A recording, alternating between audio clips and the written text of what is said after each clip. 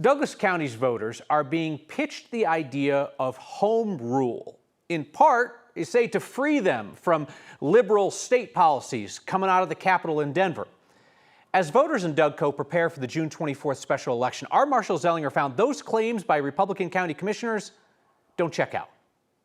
Douglas County residents are returning their ballots from home about home rule. A special election asks voters to approve a home rule charter commission, the first step in becoming a home rule county. What the heck does that even mean? A home rule charter for counties offers structural flexibility, but not legislative autonomy. John Peacock is Pitkin County's manager. Pitkin is one of 4 home rule counties. Weld, Denver, and Broomfield are the others. Home rule counties can change to fewer elected offices and more appointed positions.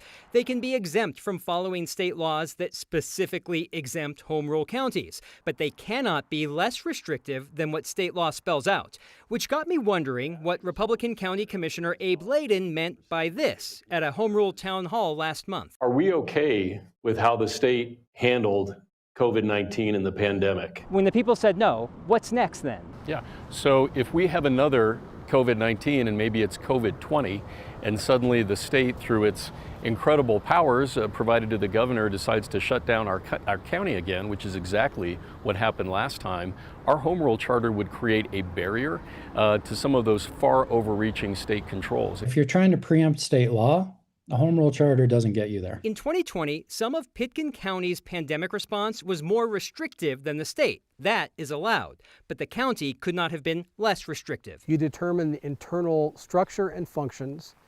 You can't necessarily go against state law. Steve Boand is a former Republican Douglas County commissioner and is also on the second part of the special election ballot. He's running to be on the Home Rule Charter Commission, should voters approve creating the commission. And Boand, who was once for becoming home rule, is now on the no side, in part because he feels it's being rushed. Let's say it passes and you're on the commission or you're selected. What role do you play as the contrarian? I'm not sure I'll be a contrarian on everything, but I'm looking for balance and perspective. Layden is also running to be on the Home Rule Charter Commission on a special election ballot that are known to have fewer voters participating than general November elections. Our citizens are incredibly smart, and they're not going to be fooled regardless of what year an election is. Okay, home rule does not exempt counties from certain laws and policies. Layden gave me an example of how Douglas County cannot sign an agreement with ICE to allow the sheriff's office to cooperate with immigration enforcement because state law says they can't. Well, I learned today being a home rule county would not change that, Kyle. Well, shoot, Marshall. These pitches are falling one by one. So if home rule doesn't allow for that, doesn't allow them to opt out of liberal state policies that they don't like, what would be in it for these county commissioners to get that home rule power?